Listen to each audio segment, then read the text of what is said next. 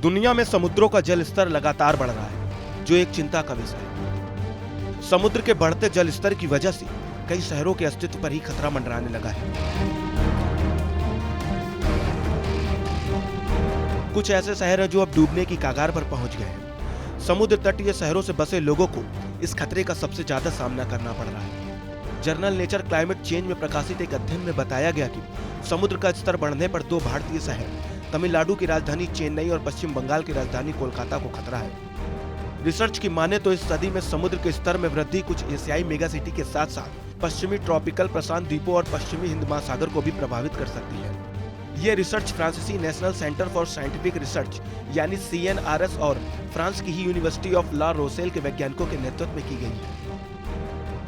इन्होंने अध्ययन में जलवायु परिवर्तन की वजह से समुद्र स्तर में अनुमानित वृद्धि के प्राकृतिक उतार चढ़ाव के प्रभावों को पाया है। टीम ने ऐसे कई एशियाई महानगरों की पहचान की है जो साल 2100 तक बड़े खतरे की जद में होंगे। अगर ग्रीन हाउस गैसों का उत्सर्जन उच्च स्तर पर जारी रहा तो चेन्नई, कोलकाता, यांगून, बैंकॉक, हो ची मिन्ह सिटी और मनीला जैसे महानगरों पर डूबने का संकट आ सकता है। वैज्ञानिक लंबे समय से जानते हैं कि समुद्र का तापमान बढ़ने से इसका स्तर बढ़ता है। ऐसा इसलिए क्योंकि पानी गर्म होने पर फैलता है और बर्फ की परतें पिघलने से महासागरों से अधिक पानी आता है।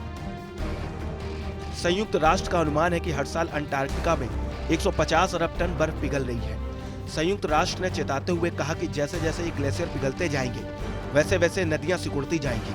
कई रिसर्च में ये संकेत भी मिला है कि समुद्र स्तर में वृद्धि क्षेत्रीय रूप से अलग अलग होगी, क्योंकि समुद्र की धाराओं में बदलाव से उत्तर पूर्वी अमेरिका समेत कुछ समुद्र तटों पर अधिक पानी होने की आशंका होगी। पिछले साल दिसंबर में केंद्रीय मंत्री जितेंद्र सिंह ने कहा था कि समुद्र के स्तर में औसत वृद्धि 1901 से 1971 के बीच 1.3 mm प्रति वर्ष से बढ़कर 2006 से 2018 के बीच 3.7 mm प्रति वर्ष हो गई।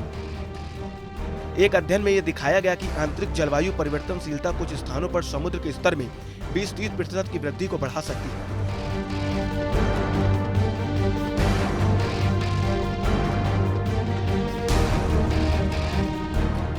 साथ ही अत्यधिक बाढ़ की घटनाओं में भी तेजी वृद्धि होगी।